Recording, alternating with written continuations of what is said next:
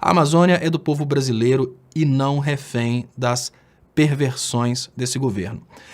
O que acontece hoje com o governo Bolsonaro e o que acontece hoje com a realidade da Amazônia? A Amazônia não tem mais o apelo que ela tinha antigamente. Isso causa um desespero muito grande, porque nós temos, infelizmente, uma sociedade brasileira que não consegue perceber o que significa a destruição da floresta amazônica, e nós hoje temos dois eventos acontecendo na floresta amazônica. Por um lado, nós temos o governo Bolsonaro deixando que o desmatamento corra solto. Qual que é o grande problema do desmatamento da floresta amazônica? Nós temos a destruição de biodiversidades, a destruição de ecossistemas. Essa destruição de biodiversidade e de ecossistemas, apesar de ter um impacto em nível mundial, ela tem um impacto muito mais local e prejudica muito os brasileiros. O que significa que a gente começa a ter uma coisa que chama menor capacidade de depuração de água e ar.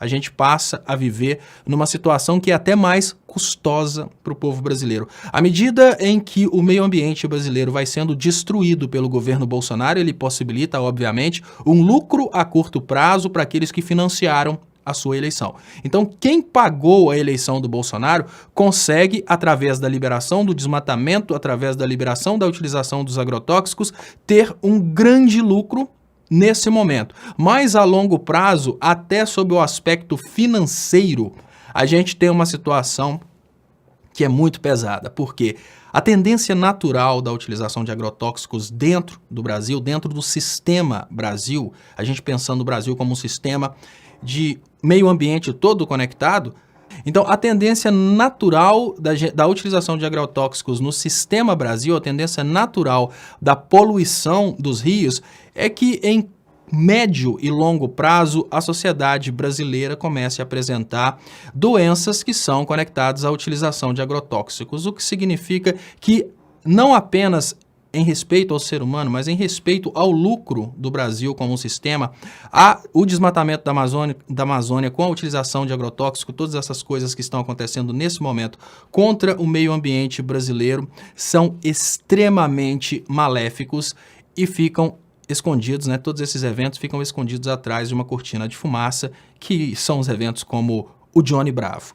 E outro ponto, nós precisamos enxergar a floresta amazônica como sendo um dos maiores patrimônios genéticos do mundo. Quando a gente pensa no patrimônio genético, o que a gente pensa é numa capacidade muito grande de desenvolvimento de produtos químicos, desenvolvimento principalmente de medicamentos que podem servir tanto para a utilização direta do ser humano como remédios e podem servir também, obviamente, para controle de pragas, para remédios de animais, ou seja, nós temos um potencial de pesquisa e criação de patentes dentro do território nacional que está sendo entregue simplesmente para os Estados Unidos. Eu vou ler para vocês a matéria, o início aqui. Em meio ao aumento desenfreado do desmatamento da Amazônia, o ex-presidente Lula afirma que proteger a floresta é uma questão de soberania nacional. A lógica entreguista do governo Bolsonaro começa a atingir o coração de um dos nossos maiores patrimônios. É muito importante lembrar que quando a gente pensa no patrimônio da floresta amazônica, a gente tem todos esses elementos conectados. A gente tem, obviamente, o patrimônio territorial, a floresta amazônica como sendo uma área do território nacional. A gente tem o patrimônio biológico, a biodiversidade da floresta amazônica como sendo muito importante para o desenvolvimento futuro, até mesmo para que o Brasil possa sair dessa condição de um país subdesenvolvido e ir para um patamar de um país que desenvolve remédios, desenvolve produtos químicos e desenvolve patentes, e também para a gente ter condições, obviamente, de controlar a qualidade do ar, a qualidade da água, a qualidade do meio ambiente que nós brasileiros vivemos.